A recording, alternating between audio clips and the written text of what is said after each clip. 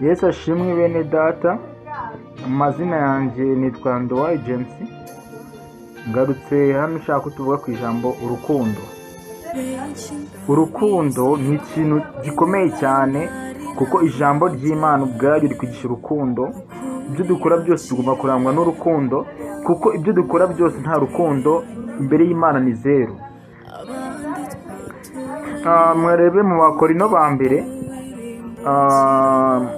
ibice 13 guhera ku murongo wawo wa mbere haravuga ngo, nubwo navuga indimi z'abantu n'iz'abamarayika ariko singira urukundo, mba mpindutse nk'umuringa uvuga cyangwa icyuma kirenga. Kandi nubwo nagira impano yo guhanura nkamenya ibihishe byose n'ubwenge bwose, kandi nubwo nagira kwizera kose nkabasha gukuraho imisozi, ariko singira urukundo ntacyo mba ndicyo. Kandi nubwo natanga ibyanjye byose ngo ngaburire abakene, ndetse nkitanga ubwanjye ngo ntwikwe, ariko singira urukundo ntacyo byamarira.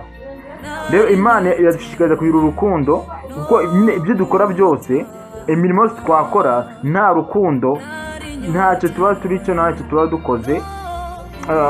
Rero ibintu byose, kuko bivuga ngo amategeko yose y'Imana yose ahurira mu ijambo rimwe, ni urukundo yose.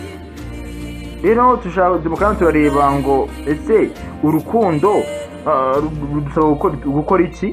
Ni gute twakwikunda kugira ngo tugaragare hano nyine bafite? Ni gute twakwitwara kugira ngo tugaragare nyine urwo rukundo rugaragare muri twe, Imana twishimire? Nibyo tugiye kureba mu kanya, ariko mwumvise ko imirimo yose wakora, icyo wakora cyose nta rukundo ufite muri wowe, nta